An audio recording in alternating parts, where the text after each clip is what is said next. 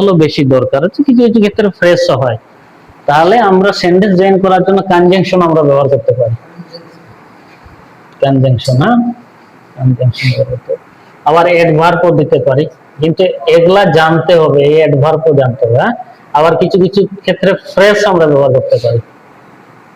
Fresh মানে এই যে কিছু শব্দ গুচ্ছ যেটা থাকবে, যেখানে সাবজেক্টও থাকবে না, ভার্বও থাকবে না, কিন্তু এটাকে ফ্রেশ বলবে। হ্যাঁ, তাহলে কনজাংশন মানে কি? কনজেক্ট, কোনো কিছুকে সংযুক্ত করা, কোনো যে শব্দ দিয়ে কোনো কিছু সংযুক্ত করে, এটা। আর অ্যাডভার্ব, অ্যাডভার্ব মানে এটা হলো, কখনো অ্যাডভার্ব তো জানো ভার্বকে সাহায্য করে, কিন্তু এটা একটা সেন্টেন্সকেও সাহায্য করতে পারে, পুরো একটা সেন্টেন্সকেও সাহায্য করতে পারবে, নাউন প্রোনাউন বাদ দিয়ে সকলকে সাহায্য করতে পারবে।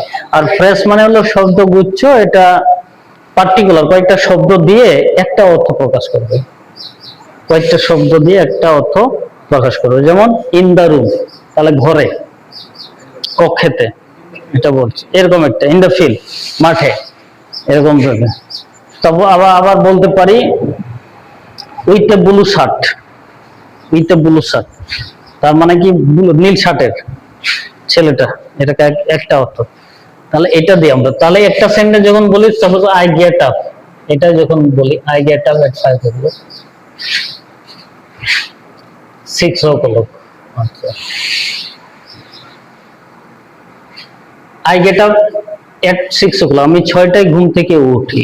এখন আমি 6টায় ঘুম থেকে উঠি, তারপরে আমি ইয়াদ যাই, মনে করো ওয়াশরুমে যাই, তারপরে তারপরে তাহলে তাহলে I get up at 6 o'clock, দেন, দেন মানে তারপরে, না? হ্যাঁ, দেন এইটা এই দেন, হ্যাঁ, দেন তারপরে, then THEN, then I, then I go two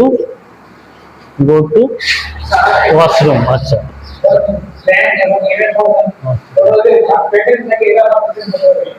না না দিলেও হবে, এটা বলা যাবে না, এটা প্রেজেন্ট হতে পারে, নাও হতে পারে, এটা বলা যাবে না। টেন্সের তো আর এখানে কোনো, এখানে টেন্সের সাথে কোনো সম্পর্ক বেশি হয় না, হয় সেটা অন্য ক্ষেত্রে, বিভিন্ন রুল সিস্টেমের ক্ষেত্রে হবে, কিন্তু সচরাচর যেভাবে চাও সেভাবে বলতে পারো। এটা বুঝলে, ছেল কাম খোঁজে অঙ্কা কাম বলে দাঁড়া নিয়ে দাও, then okay, then I go to washroom.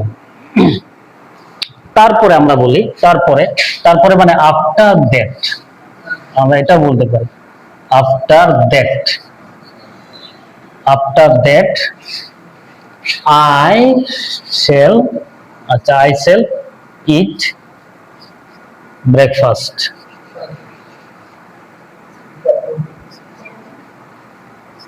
I shall eat breakfast.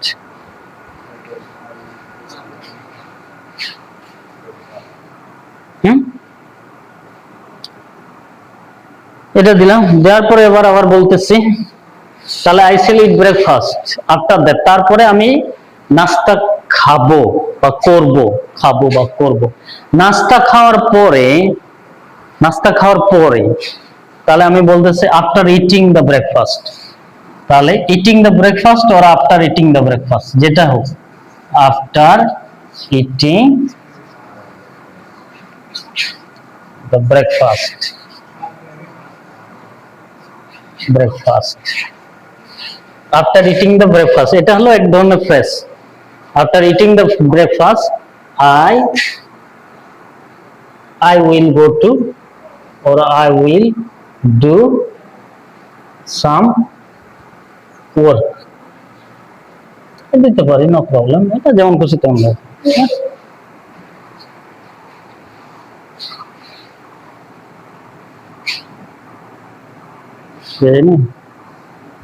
বুঝে গেন কে? এভাবে জয়েন করা যাবে এটা, না বুঝে না, নিজেদের ইচ্ছা মতো,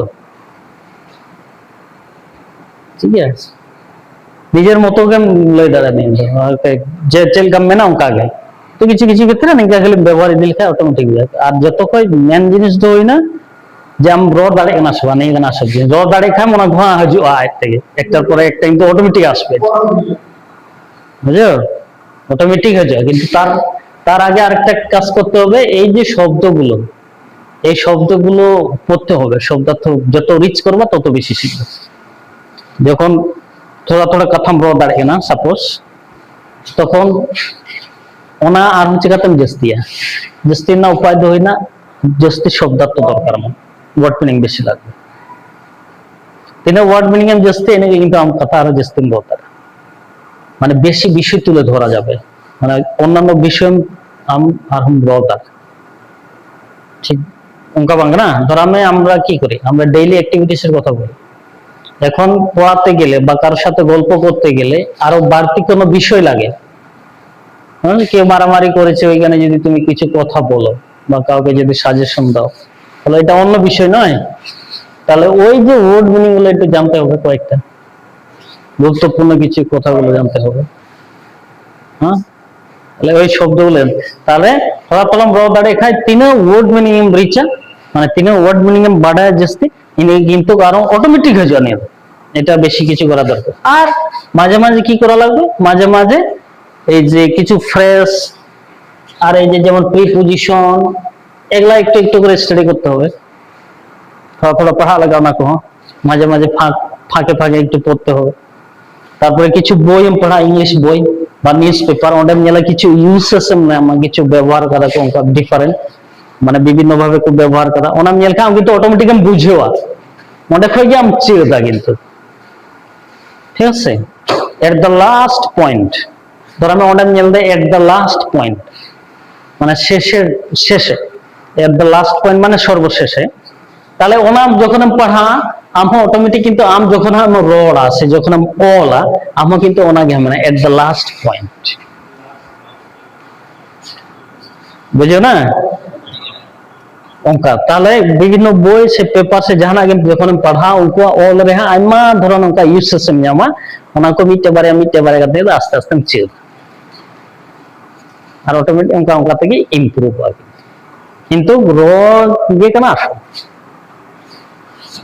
বাম রো লেখা ওনা ওনা বাম আগু দাঁড়ায়, তখন বড় অটোমেটিক ওনা কো হয়ে যাও, অটোমেটিক ব্রেন গে ওনা কিন্তু এগুই, এটা তো ভাবতে হয় না, বুঝে যায়নি। আর কি, আর কোনটা, আর কিছু করতে হবে রে, কিন্তু তোমাদের কিছু করতে হবে, ক কিছু লাগবে নাকি? তো এই যে হাসছে রে, বুঝে যা।